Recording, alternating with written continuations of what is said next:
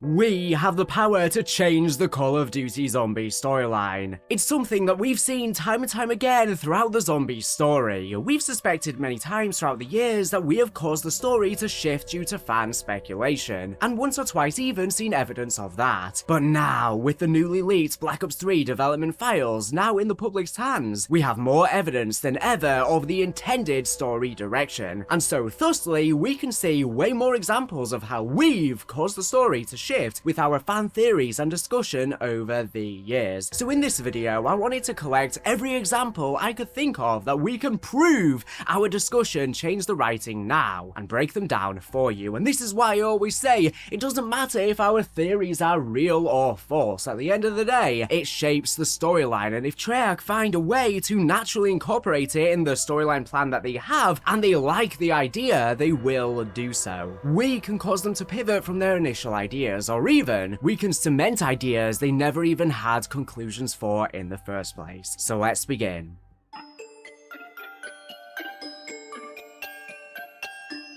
Let's kick things off with one of the most iconic examples of fan influence in Call of Duty Zombies history, none other than Samantha Maxis herself, or as she was first known, simply by Sam. This is a story that perfectly captures how a tiny spark from the community can ignite an entire storyline, shaping the Zombies universe in ways no one could have predicted back in the early days. And it really is a great example of the butterfly effect in action. When Zombies first debuted in Call of Duty World at War with the map Nacht der Untoten, it was a bare-bones side mode, a bonus a small team of developers at Treyarch threw it together in their spare time, almost as an afterthought, just a fun little experiment to pass the time. It was gritty, experimental, and lacked the sprawling narrative we associate with the zombies today. But within that simplicity, something caught the community's attention. A sound. Among the guttural groans and shrieks of the zombies, some players swore they heard the word Sam. It was faint, eerie, and easy to dismiss as just another zombie noise. But many curious fans took it further as Rewrote and Shinonuma started to give us crumbs of a storyline. On the GameFAQs forums, a user posted about this mysterious sound, speculating whether Sam could be the name of someone or something controlling the zombies behind the scenes. At the time, zombies had no real established story, and merely just breadcrumbs if that. We'd only just seen the original characters make their debut, the mode was just you, a gun, and endless waves of the undead. But this post, this single moment of fan curiosity, planted a seed that would change everything. The sound itself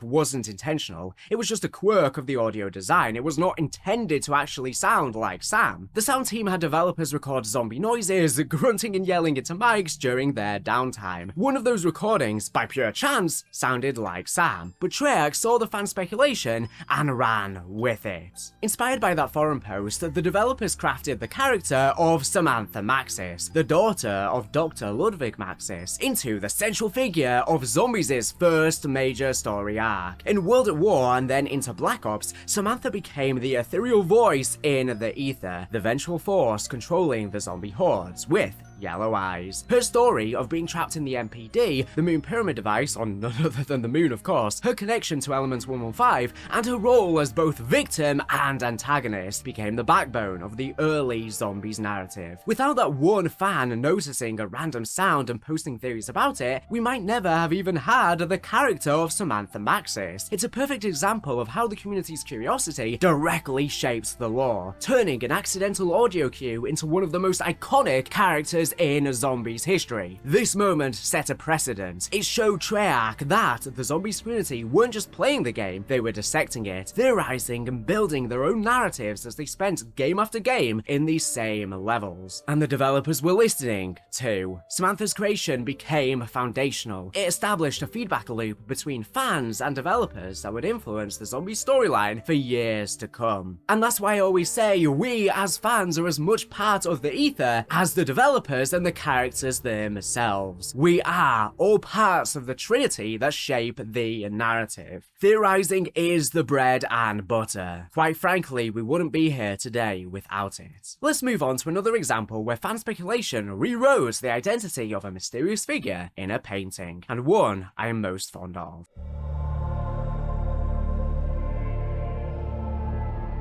Next up, we are diving into a fascinating case from Black Ops 3's famous the Eisendrache map, arguably the pinnacle of zombies, gameplay and storyline, where a fan theory about a single painting changed the course of a character's story. This one's wild because it shows how Treyarch not only embraced the fan idea, but retconned their own plans to make it canon, thanks to the leaked Black Ops 3 development files giving us a peek behind the curtain. In the Eisendrache, there's a portrait that caught the community's eye. It depicts a figure kneeling and crying over the dead body of the Wolf King, set against the medieval backdrop of the map. When players first saw this, theories started flying. One popular idea, and the one that everyone seemed to grapple towards, was that this figure was Arthur, although we didn't have the name Arthur at the time, better known by the community's fan name, dubbed Leroy, the big guy from Black Ops 2's Buried map. Arthur was a fan favourite, a hulking giant who helped players in Buried by smashing barriers and assisting with objectives, even being able to grab the mystery box for us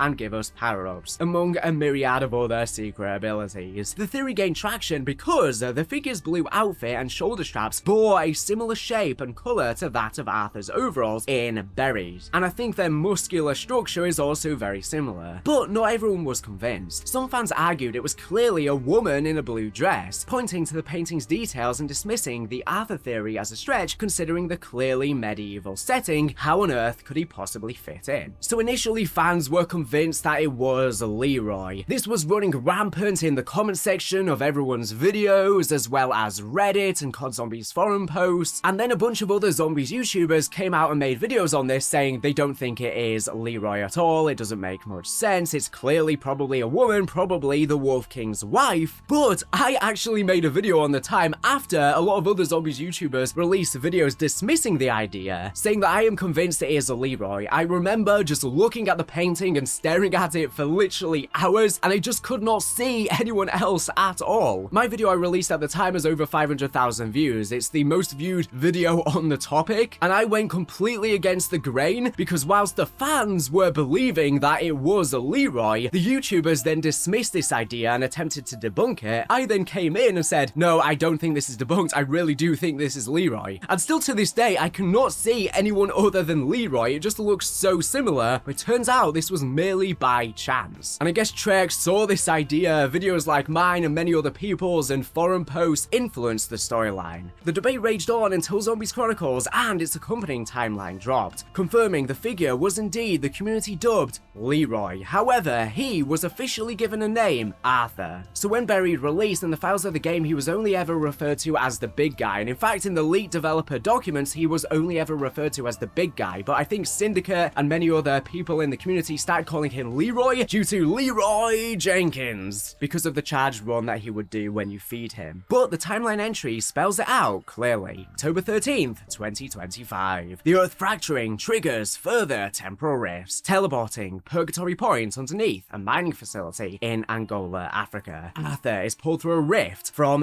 1318, arriving in the now buried town. September 19, 1318, honoring the Wolf King's dying request, his loyal servant Arthur scatters and buries his bones in the grounds of the Eisendrache, accompanied by the King's Wolf. September 20th, 1318, temporal rifts teleport Arthur to Resolution 1295 in 2025 Angola. These entries place Arthur in 1318, mourning the Eisendrache before he's whisked away to 2025 Angola, where he appears in Buried. That did leave an issue for those who weren't fond of the idea, though. Arthur's design in Buried, denim overalls, a distinctly Western look, doesn't scream medieval servant. It's a jarring fit, and that's where the Black Ops 3 development files come in. They reveal that the painting wasn't originally meant to depict Arthur at all, like I said. In the concept projection sheet for the Eisendrache, the painting is described as the king is dead, the king's wife holds his lifeless, bloody body in her arms. The wolves lay wounded and dying next to her.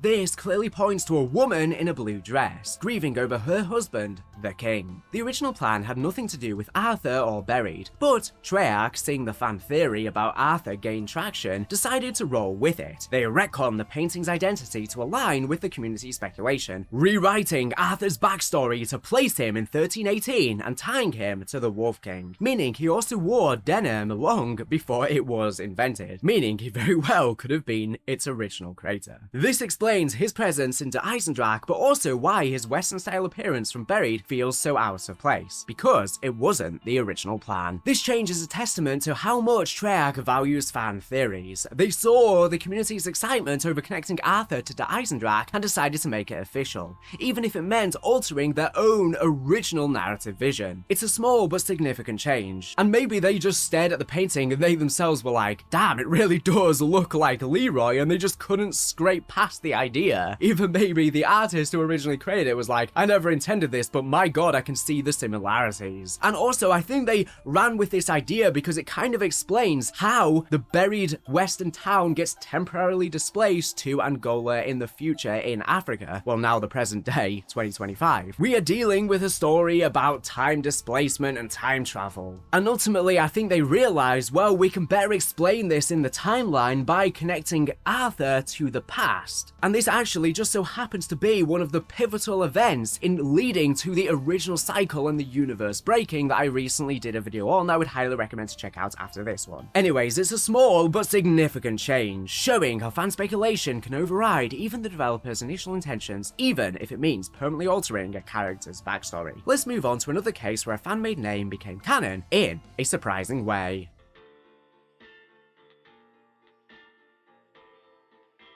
Now let's talk about t.e.d.d, T.e.d.d, the quirky robot bus driver from Black Ops 2's infamous transit map. This one's a fun example of how a fan-created name slipped into the official Zombies canon, largely thanks to the community's creativity and a little help from the Call of Duty wiki. In Transit, the bus driver is a robotic character who shuttles players around the map, spouting random lines and adding a bit of personality to the chaotic journey, one of the funniest characters we've ever gotten alongside Klaus. But here's the thing, nowhere in Black Ops 2 is this robot ever referred to as t.e.d. This name doesn't appear in-game, in dialogue, or in any official materials at the time. It's not in the game's coding, it's not in any of the leaked internal documents at all, so where did this name come from? The Call of Duty wiki. Somehow, fans on the wiki decided to call the bus driver t.e.d., which stood for Technically Elaborate Driving Droid. It was a fan-made acronym, a creative label that caught on within the community, and that's what everyone was calling it for years. For years, this name was used on the wiki and in fan discussions, despite having no basis in the game itself, because it was the first thing you saw when googling the character. It became a habitually used name for the character when fans were talking about him. Because t.e.d. was a minor, one-off character in Transit, at least until Blackout, Remnant, and Alpha Omega in Black Ops 4, this fan-made name flew under the radar. It wasn't a big deal, no one was really checking the wiki on him until Black Ops 4. In Black Ops 4's Blackout mode, Treg brought the bus driver back as a playable character, and guess what? They officially named him t.e.d. The character name in-game confirms it, cementing the fan-created name as canon. It's clear that Treyarch, when developing Blackout, looked to the Call of Duty wiki for information on this obscure character, since many of the developers on Black Ops 4 hasn't been there during the Black Ops 2 days, and adopted the name fans had been using for years, likely without knowing they'd never actually used it officially themselves before then. Maybe themselves had just seen everyone calling it that and just assumed it had always been the case, essentially creating a paradox. This is polar opposite to Arthur, where the community came up with a fan name, Leroy, but Treyarch were like, no, we want to go for an official name. And I guess the name Leroy would fit in more with the western town, so wouldn't really probably make as much sense for a character back during the medieval Eisendrache days. But for whatever reason, they really liked the name t.e.d. Either they did this by accident, or they just liked the idea and so ran with it. This is a subtle but delightful example of fan influence. The community gave the bus driver a name and a personality that Treyarch hadn't originally provided. By embracing t.e.d., the developers showed how even small fan contributions can shape the Zombies universe, even if it's not always on purpose. It's a reminder that every detail, no matter how minor, can become a part of the lore if the community holds to it. Especially when, over time, the developers who originally made something might move on, making the community now the long-standing keepers of lore. Let's move on to another case where fans refused to let go of a name, even when Treyarch tried to change it.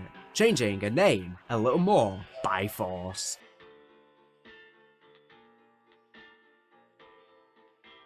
The Avogadro from Black Ops 2's Transit is another fascinating case of fans shaping the zombie storyline, this time by holding onto a name that Treyarch initially tried to erase. This electric enemy, a glowing, energy-based creature, became a fan favorite, but its name had a surprisingly contentious history. Before Black Ops 2 launched, leaked achievements for Transit referred to this enemy as Avogadro. The name appeared in pre-release materials on Xbox and PlayStation, sparking excitement among fans. The term Avogadro suggested a scientific, almost mythical figure, fitting the zombie's aesthetic perfectly. But when Transit released, officially, the name was gone. In-game, the character was only referred to as him, a vague and ominous placeholder. Treyarch had patched out Avogadro for reasons that remain unclear. Maybe they thought the ambiguous him sounded creepier, or perhaps they wanted to avoid locking in a specific identity so they could hone that in at a later point. Whatever the reason, the community didn't care. They kept calling the creature Avogadro, and who can blame them? As soon as you hear it for the first time, you're not just going to suddenly throw that away for something less precise. The name Avogadro stuck in fan discussions, on forums and across the Call of Duty wiki. Players loved the scientific nod and refused to let it go. Fast forward to Black Ops 4's Alpha Omega map, where the Avogadro returned, this time as a fully realized character capable of speech. What did he call himself? Yes, that's right, he officially names himself Avogadro. The character, revealed to be the original form of Cornelius Pennell, declared that Avogadro was its chosen name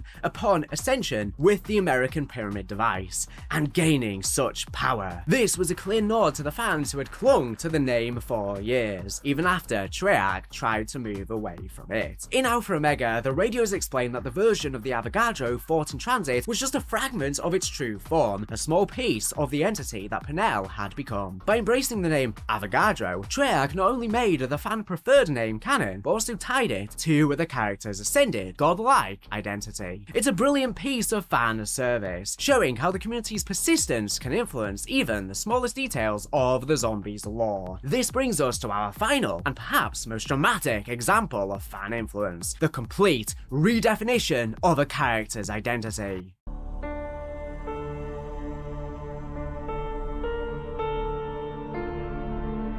Now this one is a wild example. Our last example is the most mind-blowing of all. The transformation of Pablo Marinus in Black Ops 2's Origins map. Thanks to the leaked Black Ops 2 development files, we now know that Pablo's story was radically different in the map's original concept called La Tumba, the tomb in French at the time, which is interesting considering they reused that name for DLC 2 of Black Ops 6, literally over a decade later. Nevertheless, this case shows how fan speculation not only changed the character's identity, but also reshaped the entire mythology of the zombies universe. In the final version of Origins, Pablo Marinus is a mysterious figure mentioned in journals and radio messages. Players speculated that he was the or a Mexican test subject, possibly the one referenced in Black Ops' Der Riese map, where Richthofen accidentally killed a test subject by removing his spleen. This theory gained traction because the name Pablo sounded stereotypically Mexican, kind of a bit of a racist connotation, and fans assumed he was tied to Group 935's experiments. But the leaked documents reveal a completely different story planned. In La Tumba, the pre-alpha version of Origins, Pablo Marinus was a 10th century Spanish Crusader, an ancestor of Ludwig Maxis. His journal, detailed in the leaks, describes his adventures during the First Crusade, where he and his fellow knights, led by a Captain Richten, an ancient ancestor of Edward Richthofen, stumbled upon an ancient Element 115 mine in northern France. This mine, created by an advanced alien race called the Sky People, was used to harvest Element 115 for intergalactic mining operations. The Crusaders mistook these aliens for demons, fought them, and sealed the tomb, forming a secret society to protect it for centuries. Again, probably an early idea that then became the Keepers. The journal entries paint a vivid picture. Pablo describes battling dead eaters, zombies, encountering glowing blue stones, and facing alien beings with black skin and red eyes. He and Captain Richten were the last survivors, with Richten Rickton heroically killing one of the Sky People and passing a staff to Pablo before succumbing to his wounds. Pablo vowed to protect the tomb, a legacy that tied into the map's narrative of ancient secrets and element 115. The original concept was rich with historical and sci-fi elements, positioning Pablo as a key figure in a mythological backstory. But in the final Origins map, Pablo's identity is left vague, with only fleeting references to his journal. Fans, assuming he was the Mexican test subject, filled in the blanks. Treyarch, responding to this speculation, later confirmed in Black Ops 3 and 4 that Pablo was indeed the test subject, not a Crusader, although he ended up becoming one as well, when he gets sent back to the Great War in t.e.d.d per his visions. This pivot erased the ancestral connection to Maxis and the entire La Tumba backstory, aligning Pablo's identity with the fan theory. And if you would like to learn more about the original concepts for Origin/La Tumba, I have already done a video on the fathers of Primus. We were originally supposed to play as Ultimus's fathers. There was never supposed to be an alternate version of them. They ended up going with the multiversal story later on, which I think was the right choice. That's a very interesting video. But anyways, however, in t.e.d.d we saw the confirmation of our fan theories. Pablo was indeed the Mexican test subject killed in Siberia, and we, by our own hand, sent him to the Great War, closing this paradox, with Pablo somehow existing in both eras, now that he was not an ancestor of Maxis anymore, since he died in the real world, and t.e.d.d seems to be a liminal space, a pocket dimension, after he's already dead, where he ends up stuck in a time loop, unable to escape the island, similar to what we've recently seen in Shad Vale. This shift is staggering because it shows how a fan assumption, based on a single name and a cultural stereotype, rewrote a character's entire history. Had fans picked up on the Marinus connection to Maxis during Black Ops 2, we might have seen Pablo remain a Crusader and ancestor, potentially altering the lore of Origins and beyond. Instead, the community's quick assumption led Treyarch to adapt the story, integrating the Mexican test subject narrative into the canon. You see, how I think Treyarch often operate is, if they lay breadcrumbs and we just do not latch onto them, they won't continue that plot thread. And, you know, they'll give it a few attempts, they'll keep trying to lay breadcrumbs, but if we just don't pick up on them at all, they'll move on and probably go with the fan idea. Blundell even described similar in interviews back during Black Ops 3's days. They'll try and hit a certain point home over and over again if it's missed the first or second time. But ultimately, like I said, nearer to the start of this video, if they like a fan idea so much so and they can fit it into their overall narrative, they will go ahead and do so. But it really is crazy the ripple effect we have. Literally, our ideas are completely shaping the picture. This change also had broader implications. The La Tumba concept introduced aliens, ancient minds, and a secret society, ideas that were toned down in Origins but later reimagined in Black Ops 3 as the Apothecans and Keepers, like I mentioned before. The aliens became interdimensional beings,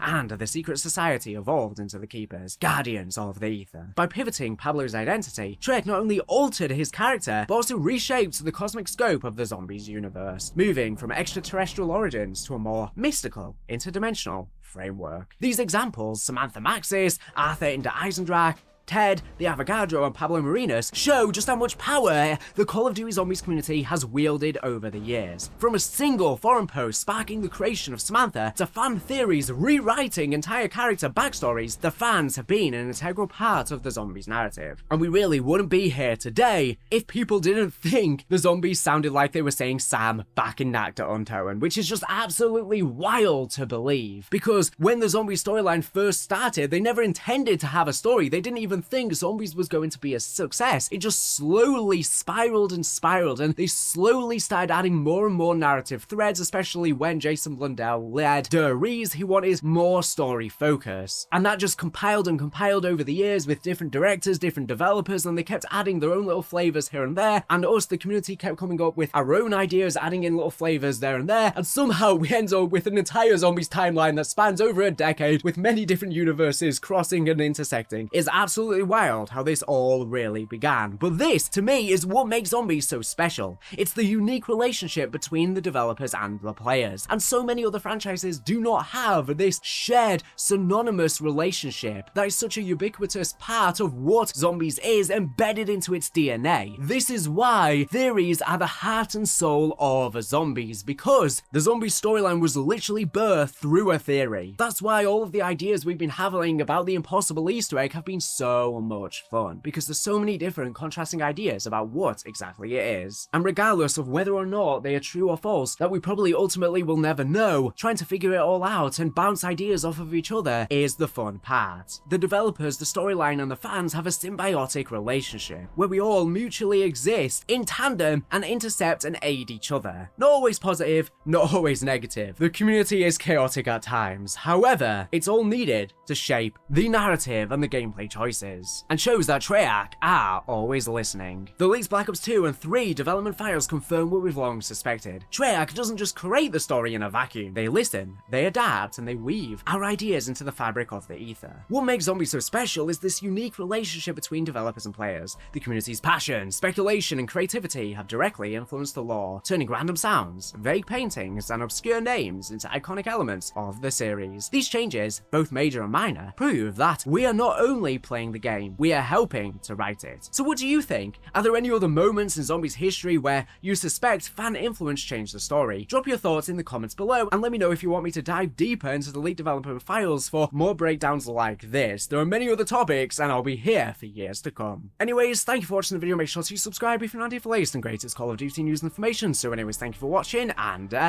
bye.